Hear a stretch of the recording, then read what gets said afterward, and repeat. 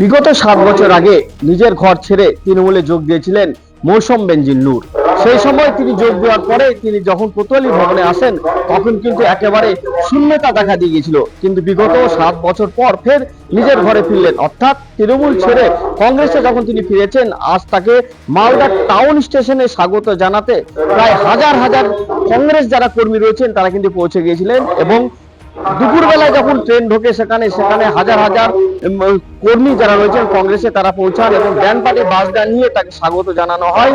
এবং সকাল থেকে আমরা যে ছবি দেখেছিলাম যে মালদার সেই কোতোয়ালি ভবন একেবারে সাজে সাজে রব, সকলের জন্য এখানে খাবারের ব্যবস্থা করা হয়েছে, খিচুড়ি রান্না করা হয়েছিল সকাল থেকে।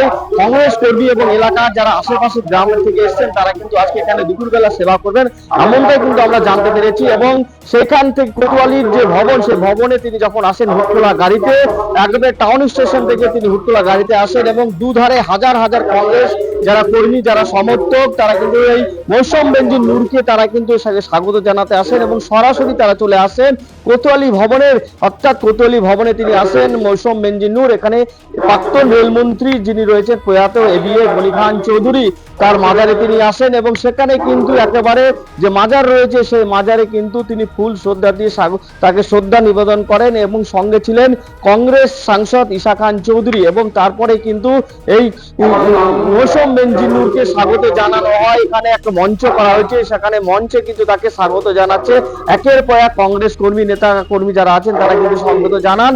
এরপরে মৌসুম বেনজির নূর তিনি সাংবাদিকদের মুখোমুখি হয়ে তিনি জানান যে তিনি কংগ্রেসে পুনরায় ফিরে এসেছেন এবং তিনি আগামী যে বিধানসভা নির্বাচন সেই বিধানসভা নির্বাচনে কিন্তু তিনি ভালো এই কংগ্রেস কর্মী যারা রয়েছেন যারা কংগ্রেসে যারা লড়বেন তারা কিন্তু ভালো ফলাফল করবেন। আমরা বলে রাখি 2021 সালে কিন্তু যে বিধানসভা নির্বাচন হয় সেই বিধানসভা নির্বাচনে কংগ্রেস একটা তারা সিট পেয়েছিল না, তাদের শূন্য ঝুড়ি ছিল। এবারে কিন্তু কংগ্রেস যারা কর্মী তারা কিন্তু মৌসুম বেনজির নূর দলে যোগ দেওয়ার পরে কিন্তু একেবারে তারা আনন্দে উচ্ছ্বসিত হয়েছেন এবং তারা জানাচ্ছেন তিনি আগামী বিধানসভা নির্বাচনে তারা ভালো ফল করবেন।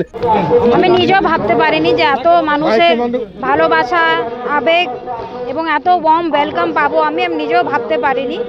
দেখে সত্যি খুব ভালো লাগছে এবং মনে হচ্ছে যে সত্যি নিজের বাড়ি ফিরে এসেছি। এত মানুষের ভালোবাসা এবং একটা বড় এক্সপেকটেশন, একটা বড় রেসপন্সিবিলিটি এবং আমরা সকলেরই খুব খুশি আনন্দিত।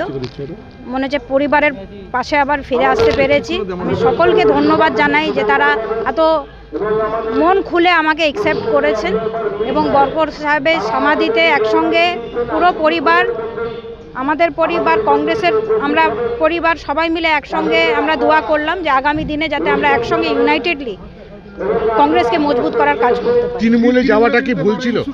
তৃণমূলে যাওয়াটা কি ভুল ছিল? দেখুন, ভুল ছিল না ঠিক ছিল, প্রত্যেকটাই আমি মনে করি অভিজ্ঞতা, ওটা একটা অভিজ্ঞতা।